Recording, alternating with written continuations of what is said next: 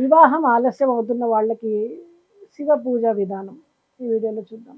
చాలా క్లిష్టమైనటువంటి సమస్య వివాహం ఆలస్యము. ఇవాళ రేపు యువతి యువకులకి సరికొత్త సంబంధం కోసం ఎదురు చూస్తూ ఉంటారు అందరూ కూడా. మరి ఇలాంటి సందర్భంలో శివుడి పూజ ఒక శక్తివంతమైనటువంటి మార్గము. ఆలస్యాన్ని నివారిస్తుంది, ఆశీర్వాదంగా మారుస్తుంది. మరి శివుడు అనేక శక్తుల సమ్మేళనం. అతడు పరమ శాంతి, పరమ ప్రేమ, పరమ జ్ఞానానికి ప్రతీక. పార్వతీదేవి కృపతో, క్షమతో, శ్రద్ధతో శివుని పూజించి వివాహాన్ని సాధించింది. అందువల్లే శివుడి పూజ అనేది వివాహ సద్గతికి ఒక అద్భుతమైనటువంటి మార్గం. మరి శివ పరిపూజ ఎలా చేయాలి? పంచామృతం, పాలు, పెరుగు, తేనె, నెయ్యి, బెల్లం, అలాగే విభూది, తులసి లేక బిల్వదళాలు, పుష్పాలు, శివలింగం లేదా శివుడి ఫోటో.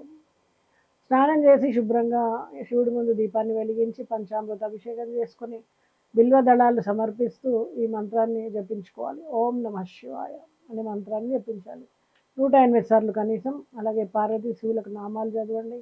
పార్వతీ పరిణయ కథ చదువుకోండి. నెయ్యి దీపం వెలిగించండి. శివాష్టోత్తర శతనామావళి చదవండి. చివరిగా మీ కోరికను చెప్పుకోండి. ఓం నమః శివాయతో ముగించండి. సో ప్రతి సోమవారం శివ పూజ ప్రత్యేక ఫలితాలు ఇస్తుంది. సోమవారం ఉపవాసం చేసి పూజ చేస్తే మనసు, శరీరం రెండూ శుద్ధి అవుతాయి. శివరాత్రి రోజున జాగరణ చేసి 4 కాలాలు పూజ చేస్తే చాలా గొప్ప ఫలితాలు ఉంటాయి. నాగపంచమి, కార్తీక మాసం, మాఘమాసం శివ పూజ చేయడం చాలా శుభదాయకం.